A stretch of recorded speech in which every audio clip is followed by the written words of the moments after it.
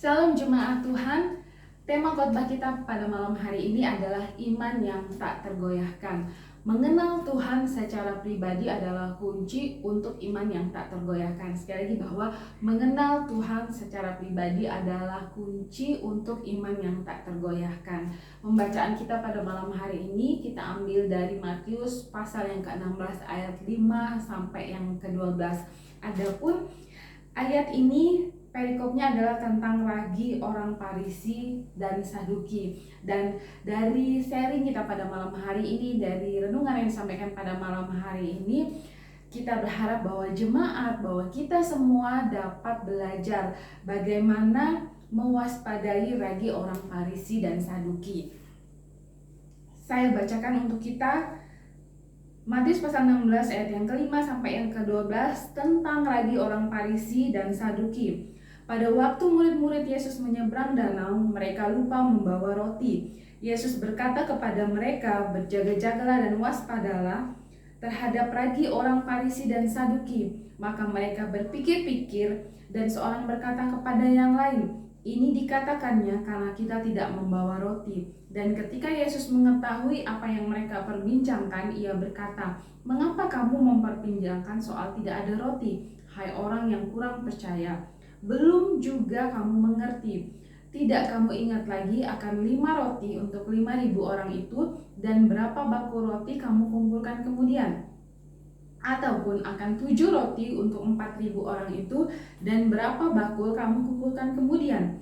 Bagaimana mungkin kamu tidak mengerti bahwa bukan roti yang kumaksudkan? Aku berkata kepadamu, waspadalah terhadap ragi orang Farisi dan Saduki."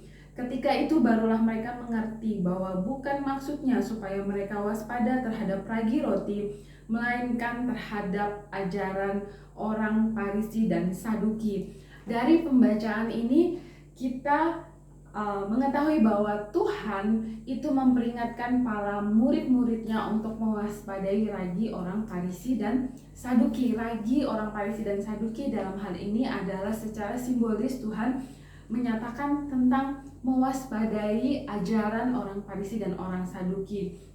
Seperti ragi dari satu adonan kue, sedikit saja bagian ragi itu dapat merembes dan mempengaruhi seluruh adonan. Demikian juga dengan sedikit saja bagian ragi orang Farisi dan Saduki itu dapat merembes dan mempengaruhi kepercayaan sekelompok besar orang untuk mempercayai ajaran yang salah. Karena itu Tuhan mengingatkan para murid-muridnya untuk mewaspadai ragi orang Farisi dan Saduki ini.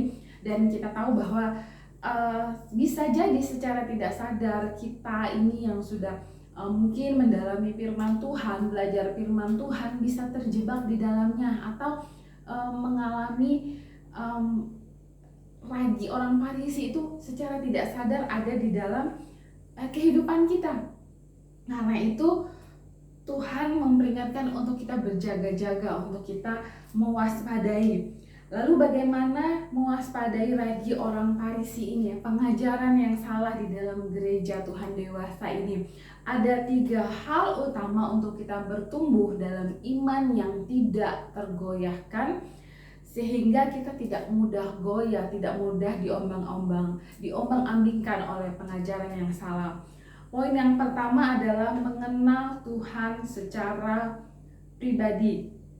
Ayatnya di Yohanes 17 ayat 3. Dan dari pembacaan kita tadi di ayat yang ke-7 sampai yang ke-11, di situ kita melihat bahwa para murid itu sangat dekat dengan Tuhan, selalu bersama-sama dengan Tuhan, menyertai pelayanan Tuhan, tetapi mereka pun tidak mempercayai Tuhan, meragukan Tuhan.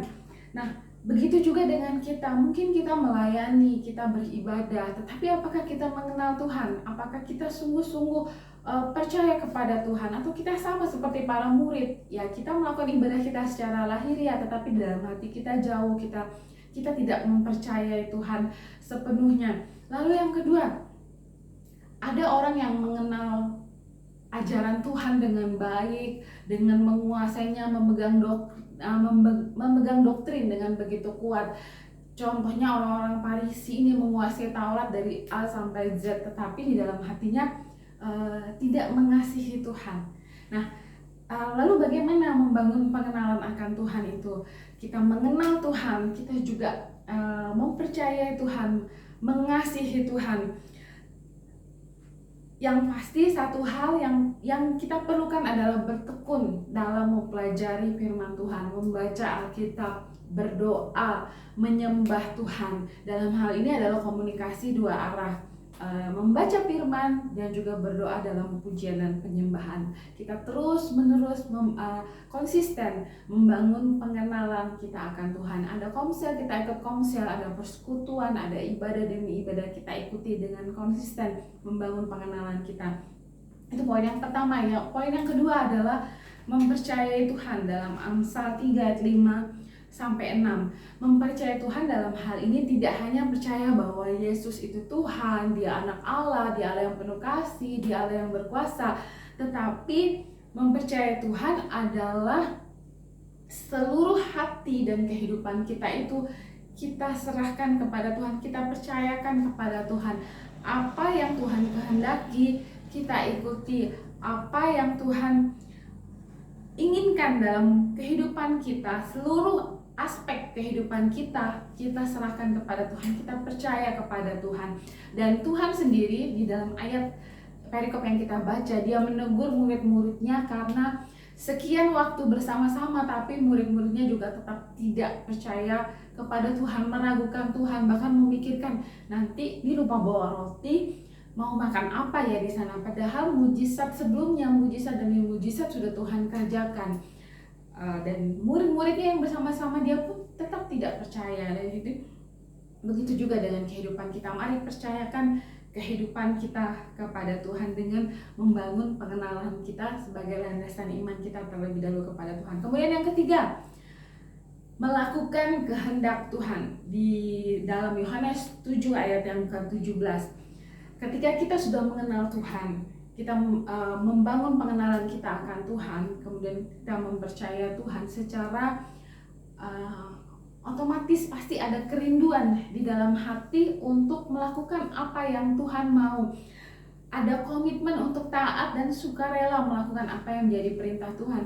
Karena ketika kita membangun pengenalan dan kepercayaan kita kepada Tuhan itu tidak diikuti dengan kerinduan untuk melakukan apa yang Tuhan perintahkan, pengenalan dan kepercayaan kita itu menjadi tanda tanya apakah benar-benar kita kenal Tuhan, apakah kita benar-benar membangun kepercayaan kepada Tuhan. Jadi ketika kita sudah mengenal, ketika kita sudah membangun kepercayaan, secara otomatis muncul kerinduan untuk kita taat, untuk kita berkomitmen secara sukarela melakukan apa yang Tuhan mau. Jadi untuk membangun iman yang kokoh, yang tidak mudah digoyahkan, yang pertama bangun pengenalan kita akan Tuhan, mempercayai Tuhan dalam seluruh aspek kehidupan kita, dan yang ketiga adalah melakukan kehendaknya. Dengan hal tersebut, semakin kita dewasa, semakin kita bertumbuh dalam iman kepada Tuhan, kita juga akan semakin peka mendengar suara Tuhan, apa yang Tuhan mau kita lakukan, termasuk juga kita mewaspadai ajaran demi ajaran, pengajaran-pengajaran yang mungkin salah. Kita akan tahu bahwa oh ini salah, ini tidak benar, ini kurang tepat, ini tidak sesuai dengan kebenaran firman Tuhan. Satu ayat terakhir yang saya ingin bacakan di dalam 1 Timotius pasal 4 ayat yang ke-16. Awasilah dirimu sendiri dan awasilah ajaranmu, bertekunlah dalam semuanya itu, karena dengan berbuat demikian engkau akan menyelamatkan dirimu dan semua orang yang mendengar engkau. Demikian firman Tuhan. Selamat malam, Tuhan Yesus memberkati.